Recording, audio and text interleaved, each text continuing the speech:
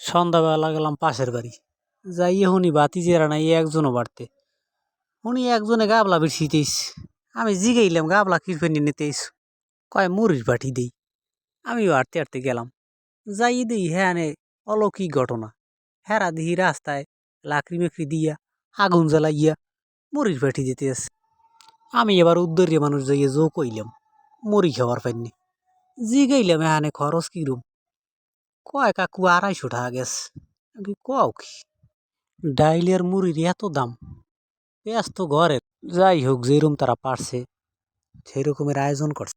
শীতের মধ্যে মাঝে মাঝে এই ধরনের আয়োজন দরকার।